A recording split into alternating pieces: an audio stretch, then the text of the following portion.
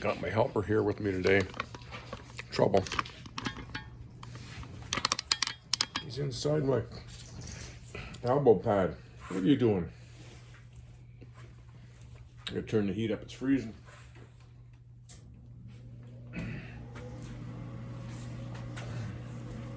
Get out of there.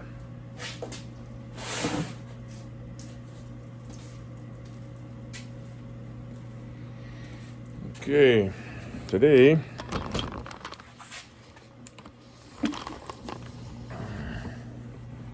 I give up on that snow machine for a while. I got it running, and I got it all revved up, and it won't go into reverse, and the kill switch won't work. Both the switches won't work, they're seized. So I'm thinking it's supposed to be from sitting outside, because it used to work. I know it worked a couple of years ago, and I think it's just the switches itself are oxidized and stuck. So I'm gonna soak them with some penetrating oil, let that sit.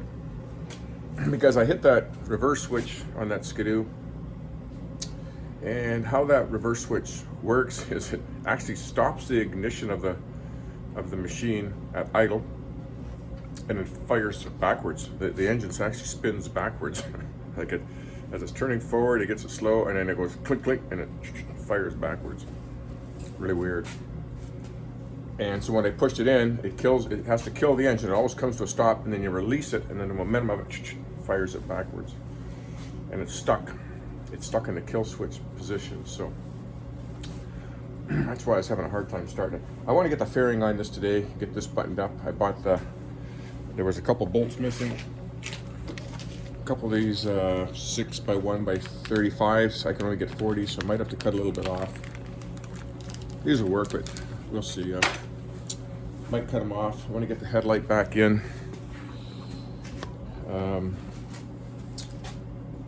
Get the wiring back hooked back up.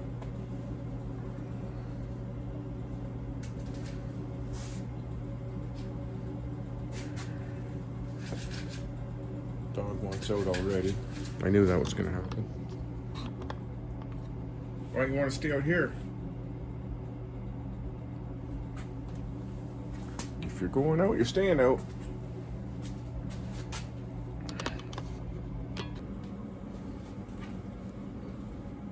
There's 4 of these grommets in here, and they need like a fender washer on. 2 go here, and where did the other 2 go? I think they just thread right into here.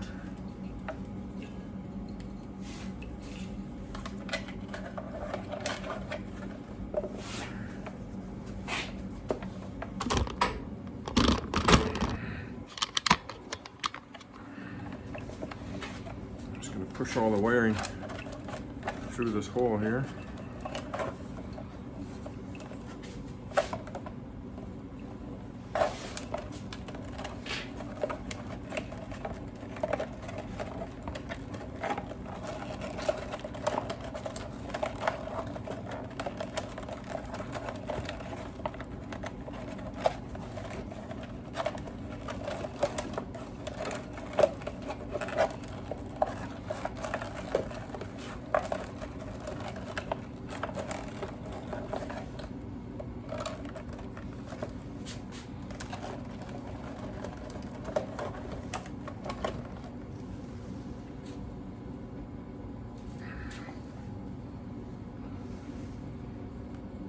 These bolts in here. Something's not right. Something's not right.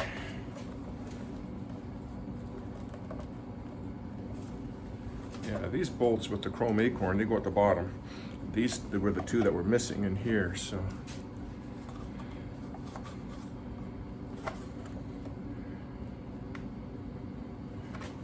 You know what I'm noticing right now? If I put this on, I won't be able to put the windshield on. I was hoping to put this all on here, hold it in place to put the windshield on, but I won't be able to get the screws in here, so I gotta put the windshield on first.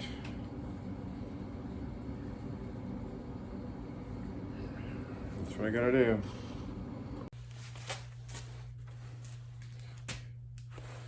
First thing I'm going to do is nip off 5 mil off of these bolts. They're supposed to be 35 millimeters long. I can only buy 40s. So I just put a nut on here. I got a locking nut on there. I wish it was just a plain one, but that's all I got. Helps clean the threads when I take it off.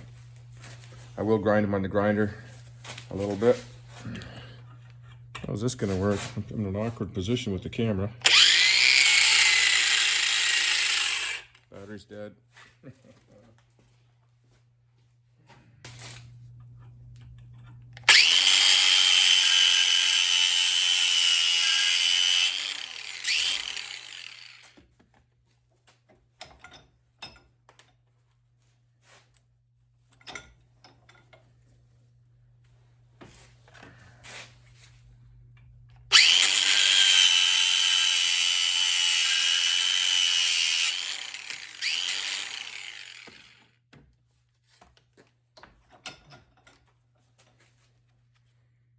First I'll thread these nuts down some more and then grind the end of the bolt so it's tapered a little bit. Do that next. Just threaded the nut down a little farther.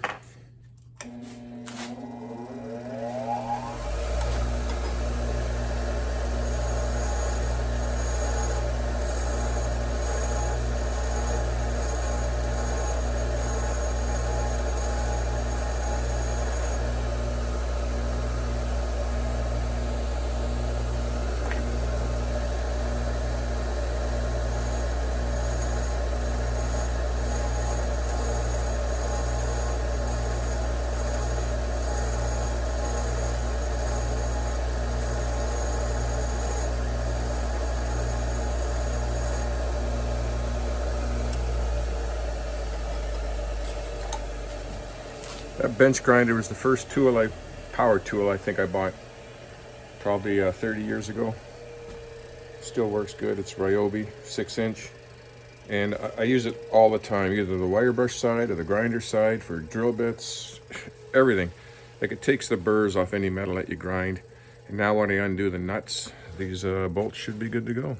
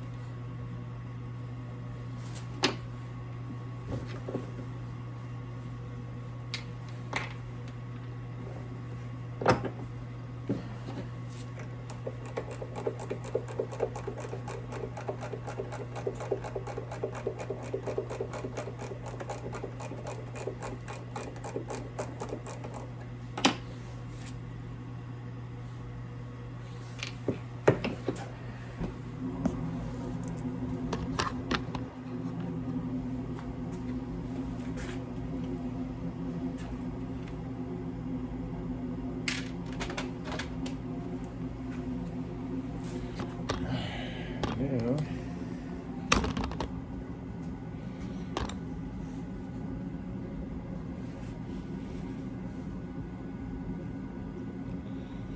This one's thread into here.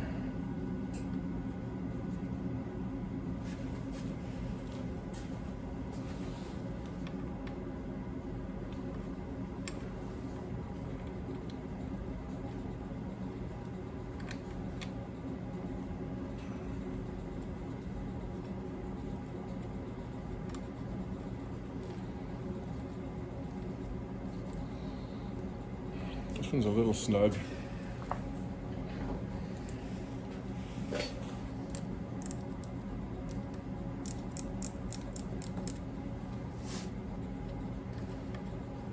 Okay, those two are ready to go. Now I got to figure out what I'm going to do with that windshield.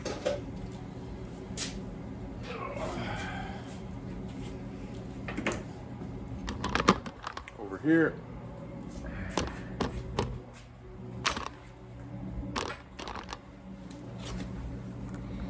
This windshield had little hairline cracks at every screw point and it was faded, just completely faded yellow, white and yellow. So I stretched over some of this wrap. This is just my first attempt. So I think I'm going to try another attempt and do a little better job. And where's the rubber? I think I can go up a little higher because the rubber covers all this.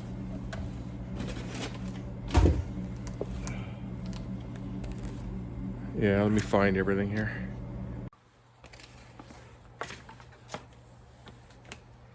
I asked a couple tinting places in town if they would do this for me, and they said no. They wouldn't touch it. They said, oh, it wouldn't help. This stuff is tough. This stuff is really tough. You can't tear this stuff. Like, this stuff is tough. I don't know why they wouldn't do that. But, yeah, so the rubber, this is the rubber that goes around it. You can see the big cracks in it everywhere. So I'd really like to cover that up. Can't find these anywhere. They sell the XJ900 second generation ones, which they have the bubble that comes out this way, but I cannot find a stock one anywhere. I'd pay good bucks for it too. Like the second gen ones go for $140, I believe, something like that. And I'd probably pay that for one of these if I could find the right one. It'd be nice to make one, you know, like heat this up flat, make a template, and then remold it.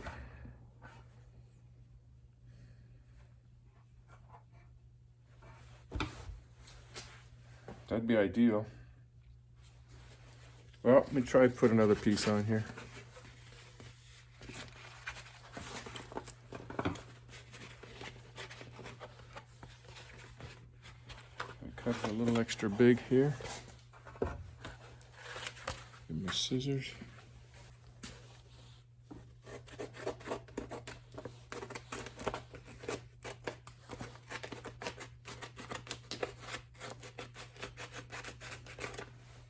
This is just like a 1/4 inch too small, but when you heat it up, it stretches, so that's the idea.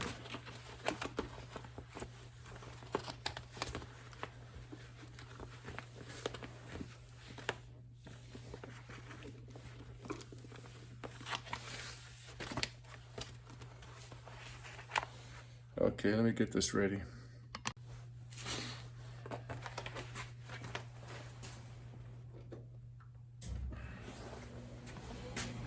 Okay, kind of mark the center, top and bottom. So when I align this, I got my heat gun ready. You filthy animal here. I don't know how you're supposed to do this. I know you're supposed to start from the center and spread it out, but let's see. And I got a big bubble in it already, so.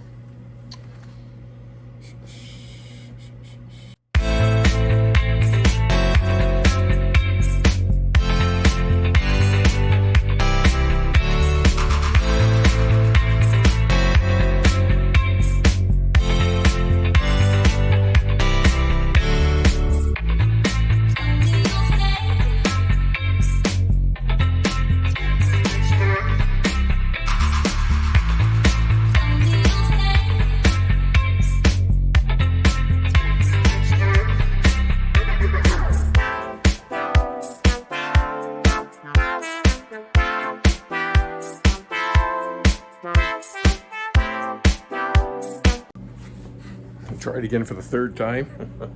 My last piece, what I decided was to cut a piece off the paper, line it up dead center, and then I've mounted my heat gun in the vise right there, right over there, and I'm just going to do one side at a time, see if I can stretch it on there, see what happens.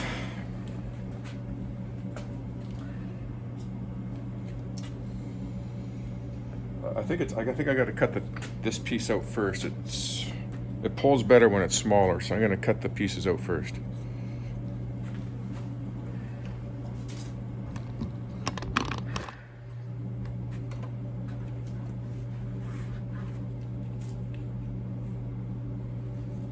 Better.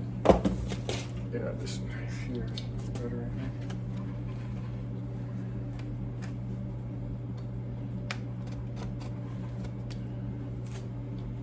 Oh.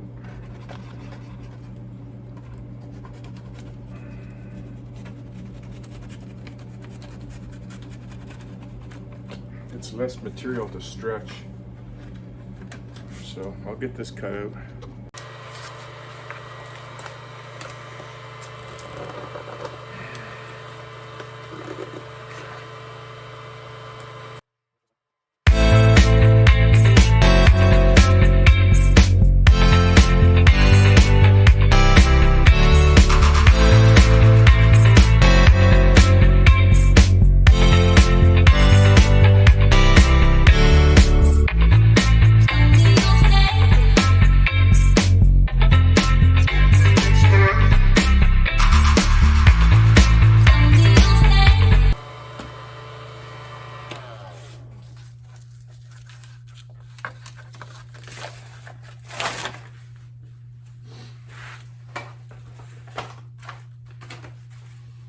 I give up. I'll go online and search for another one. I like to try to make one. I remember in public school, we used to get, we used to make stuff out of plexiglass, and you bake it in the oven. Just a sheet of plexiglass. I don't know, it was 140 or 160, 180 degrees, somewhere in there. I should Google it, maybe it tells me. And then lay it on, warm that one up so it goes dead flat. And trace out a template. Cut that on the new piece of plexiglass, put it in the oven to the temperature where it starts to turn to rubber, and then lay it back on the fairing, and mold my own, make my own. Anyways, I got to think about this. That's not working. I decided to replace that windscreen, and I found a guy, this Peter Edwards. He's at screensforbikes.com, and they're out of Australia, and they make these screens right there for you. And I just ordered a standard one, but you can order it tinted, and you can order any one of these colors here. And that's a slight tint to it, light tint. I just ordered the plain, so it's going to look stock. And then they do sell one a little bit bigger for touring. And there's the difference. Okay, that's what I'm going. He says it takes about 10 days for the order to go in, another 10 days to ship it here. So I should have it here in about 20 days. Cost $200 Canadian altogether with shipping. A lot of money, too much money really, but I'm sick of fooling around with it, and I just want to get it done. Okay, thanks. Okay, I'm back on the XJ900. Been a year, or I don't know, longer, year and a half.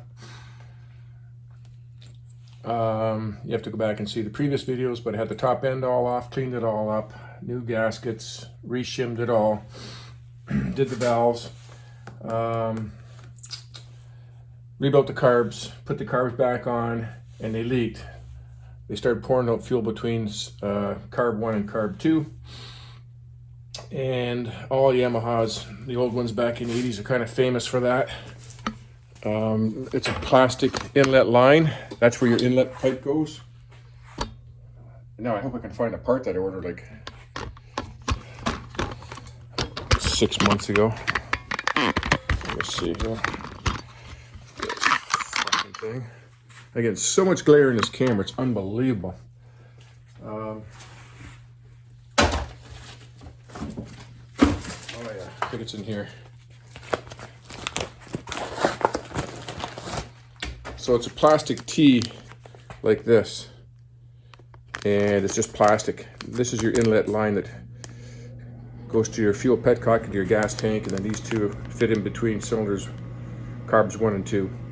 And it's plastic, and they crack, they shrink, and they warp, and they leak fuel. Mine's probably got a crack in it.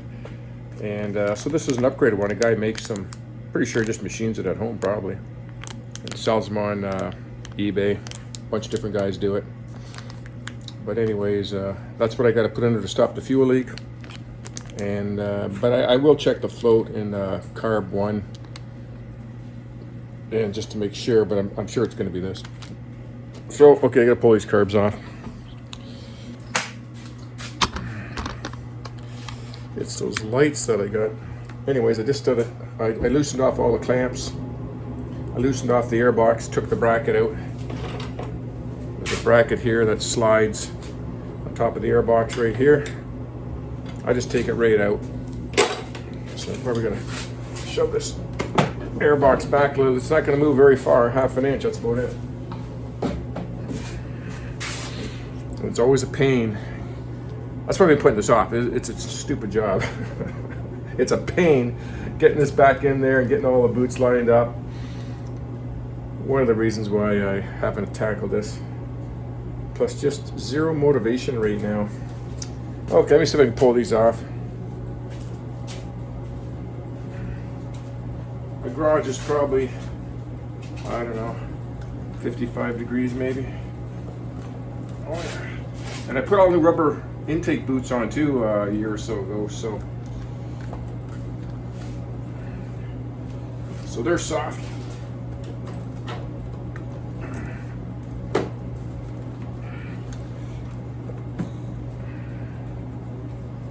I got the clutch. The clutch cable fits in here. It's kind of holding a little bit there. I got the choke cable off already.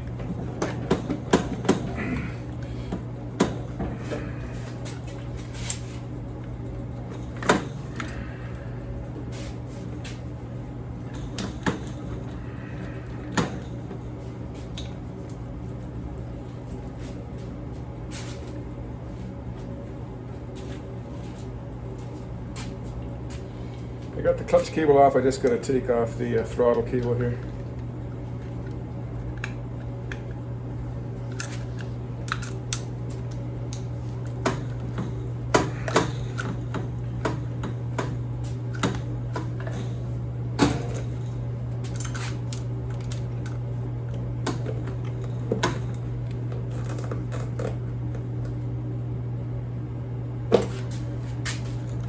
There's all the cables.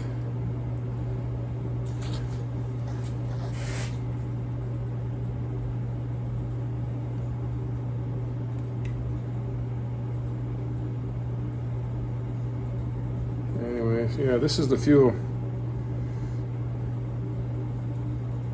inlet line here.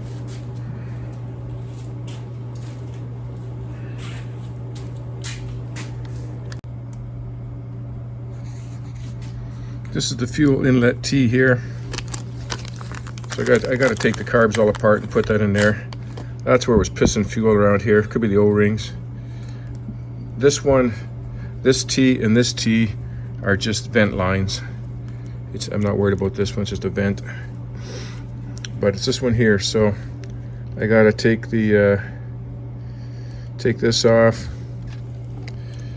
and the choke linkage right here, and the bottom bracket off the float bowls. Anyways, I'm gonna work on that. It was pretty easy. Just pulled the 2 screws out of this bracket, 2 screws out of the other. And then there's just one choke clevis there, that little flathead screw there. And then this just pulls straight out. And here's the T.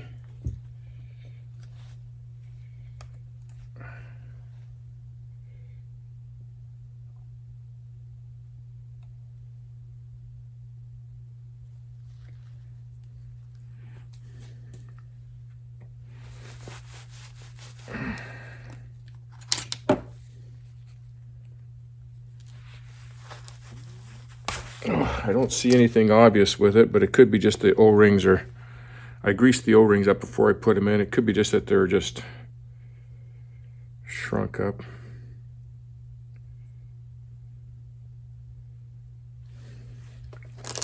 Anyways, we'll put the new one in.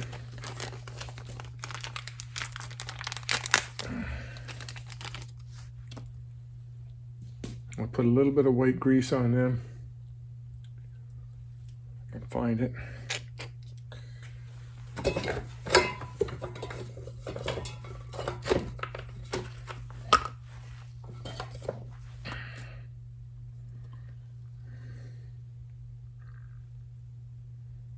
Just a little dab here.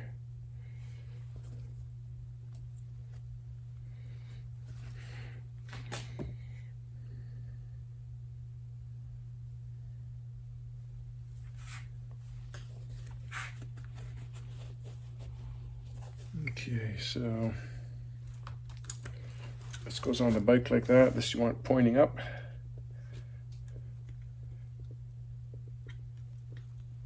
Like that.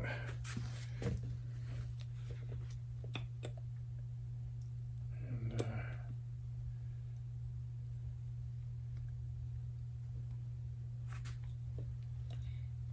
this is the carb adjustment on this side here, and there's a little spring. You want that to line up as well too as you're doing this.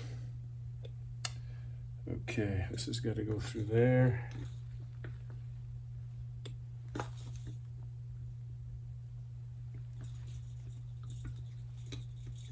There.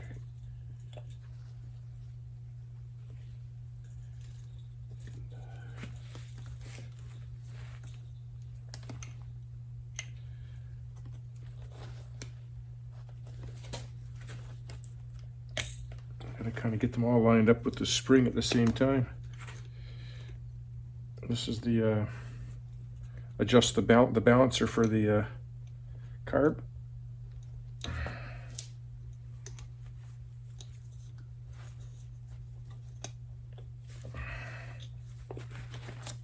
There. There we go. So you got to get that spring on the bottom there. It just sits there loose. So that's where you adjust the balance of carbs, which I've got to do. I've done it by eye. I've adjusted them by eye and feel as close as I can, but I got to put them on a balancer. Once I get that bike running, I'll be balancing it. Okay, so now make sure I got that fuel tubes coming up. Goes up to the fuel tank, and then this is just a vent right there. Hose is probably lying on the bike over there somewhere.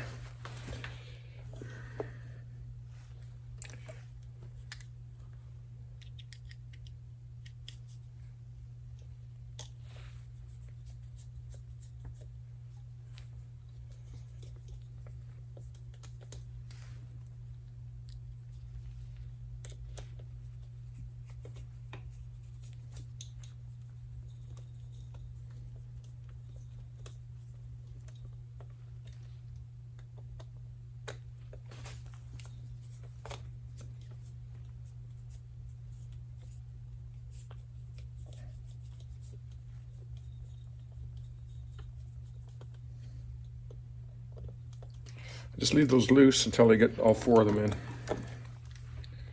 Make sure it's going to line up.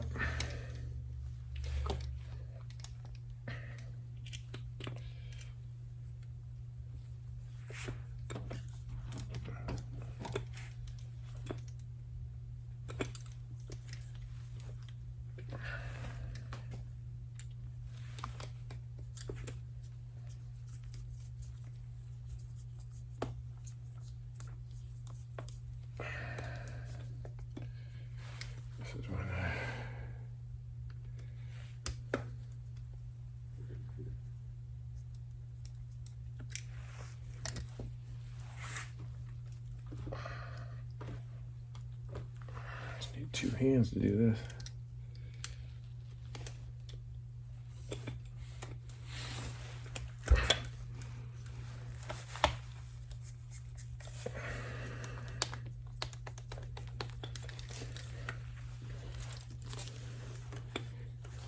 I got to put this little clevis on. So I just do it the exact same way as the others. Up like that. Luckily it's the last one. It just goes on nice and easy like that. There's a little set screw hole. A little set hole that it sits into.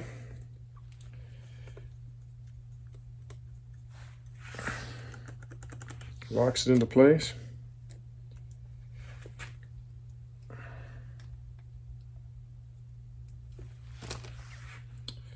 Okay, this screw is stripped when I took it apart. That's why I put it at the very end, so I can always get at it.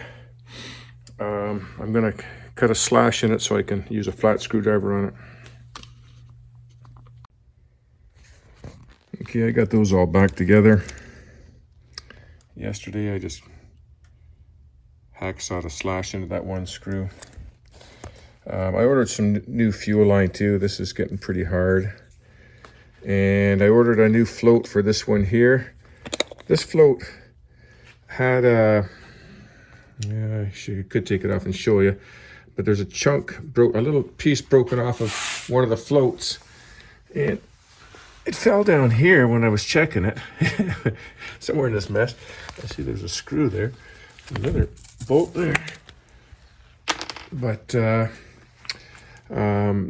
floats are kind of smooth coated, and when the little chunk's broken off the corner there, it's kind of porous. So I thought, well, maybe that's holding, absorbing the gasoline.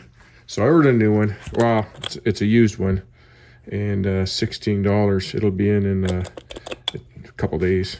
So I'll get that float put back in there, and then get this carbs put back on, and get that all buttoned up. And I should be able, I got a remote gas tank here. I think it's over on that table there somewhere. I'm just gonna make a stand for it so I can hang it up here, and I'll balance the carbs. So that'll be in the next video, because that should be in a couple days. And in the windscreen, that won't be in for another 20 days. And then I can get the fairing back on. And in the meantime, I'll rebuild that one caliper. The other one's rebuilt. And the fork oil drained out of these two tubes. Sat bone dry here for a month or two, and all of a sudden there was a big puddle on this side. And I wiped it all up, and I thought, well, maybe that's from that ST1300 I did on here, changing the oil and everything on that one. I thought maybe I didn't wipe it up or something. But then I cleaned it all up, and then the next week there was a big puddle on this side. So this leaked out. So it must have something to do with the calipers being off in this line, this brake line. I don't know how it could leak out. It's not leaking up here anywhere down. The bottom screws are in. The only thing I could think is that it's maybe with the garage heating up and cooling off, it expanded in there and pushed it back out. I think maybe there's got to be a vent hole in here for this piston to operate the anti-dive system, and it must have backed up through that with there not being any brake pressure on it, on the piston. That's the only thing I can think of. I've never seen that before. So now I got to drain the oil out of both of them again and re-top them up. Yeah, there's got to be a vent hole. See, you see it's wet under here, so it's wet all around this. So maybe that's where it's leaking out. But there's got to be some sort of vent to allow that piston to go back and forth. So I'm hoping that's what it is. I just can't see what else it could be. I've never seen one leak like that. Anyways, that's it for today's video. So the next video is going to be getting this bike running again and balancing the carbs. And I'll do that next week. I'll have the parts next week, and I'll do that job next week. So I'll try to get some more videos out a little bit more often now. I'm actually going to go look at another bike on Monday, and I might buy it. It's I think it's pretty good. I think it's seized. Hasn't run in 15 years, like all the bikes I buy. And but the body parts are in really nice shape. It's a 1982 Yamaha XJ900 turbo, and well, I'll do a story on that one when I get it. It's about a 2-hour drive from here. We'll see if it's still going to be on the market on Monday. If it's still there, I'm going to pick it up on Monday. That's it. Thanks for watching.